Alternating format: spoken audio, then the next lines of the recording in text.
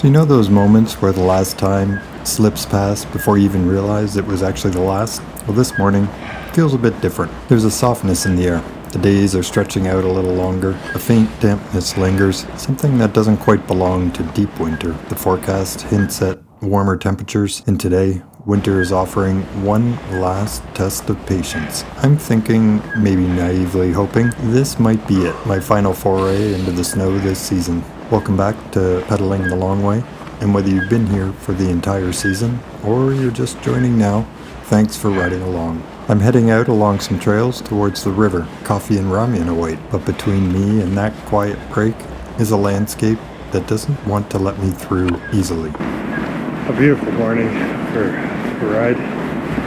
It's been snowing the last couple days and snowing again this morning. So some really beautiful fresh snow. Beautiful, but all the same a little bit tough on the pedaling, keeping the bike on track and going forward, but it's such a nice morning that I'm gonna keep pedaling on and see if I can get to where I want to go. Today, the ride, it isn't really about speed. It isn't about a personal record or the cleanest line. Winter riding presents an array of conditions, sometimes all of it within a single ride. Point of the season, it's a farewell ride. A chance to appreciate the opportunity and reflect on what has been a stellar winter of riding.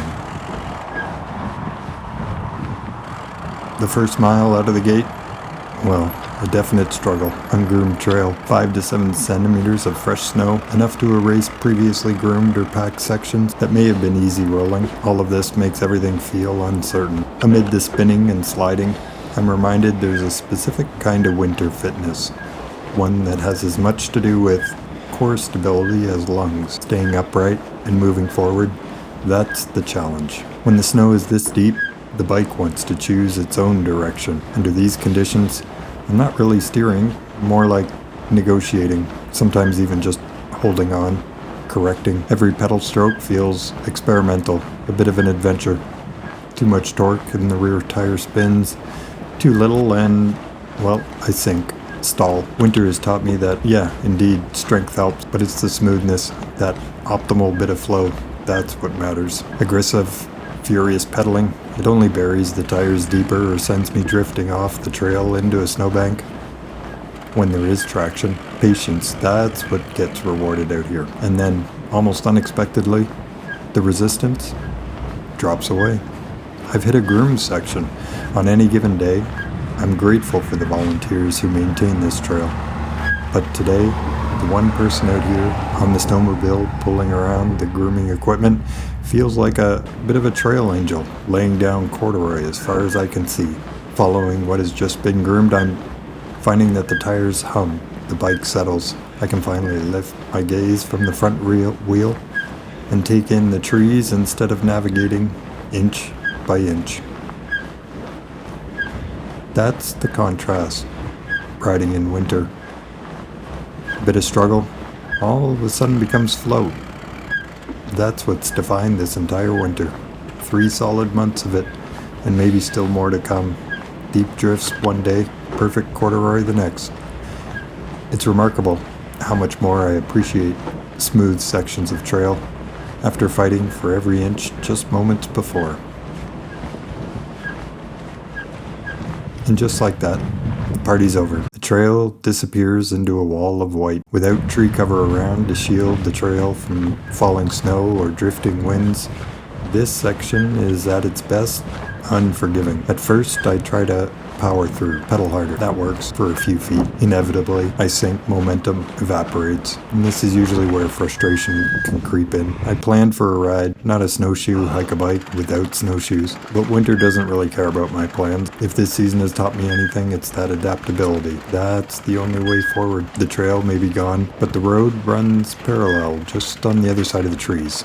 So I step off the trail into knee-deep snow, where each step I sink a little bit further, it seems, and a little bit more energy is sapped. You can't force the conditions to match my expectations. I really just have to meet them where they are. So it's time to pivot to the road.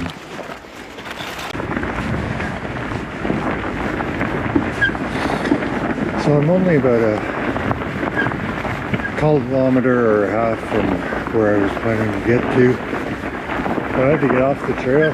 The snow, as you can see, has kept falling, so a good part of the trail has almost become unrideable. Fortunately, I got around the corner, and as you see back there, had to use my own trail partially, get up over a fence, and I'm up onto a road now, which will be pretty much a straight shot to where I want to go. And it's not bad. There's no traffic. It's wide, cleared, nice shoulder with that fresh snow. It's actually for a pretty smooth ride. I always like my own trail, so it's pretty good here for the last 20 minutes. Finally, the river. A frozen, barren expanse, yet dotted with ice fishing shacks and people still choosing to be outside, enjoying a winter activity or another. All of it feels stark, but alive. There's a contrast here that you don't get in summer. The world feels muted, yet vibrant. Out comes the stove, bottles of water, coffee packets.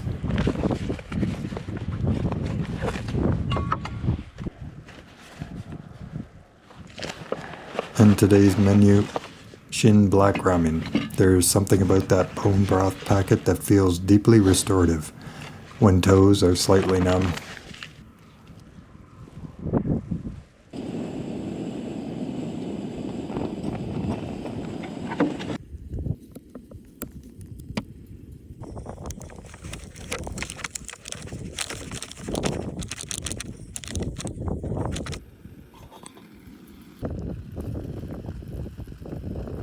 I eat fast, closer to inhaling actually, not wanting it to cool and realizing just how much energy that ride took out of me.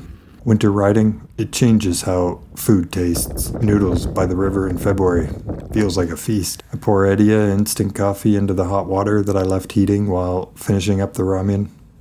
A small restorative cup out here in the quiet.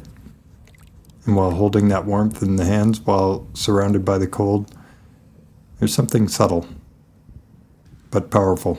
It lands with just enough impact to entirely reset. I'm ready to get back. But before getting back to the trail, I'm looking back at the sometimes circuitous, squirrely tracks that I've left behind on this ride and others. I reflect on the season as a whole.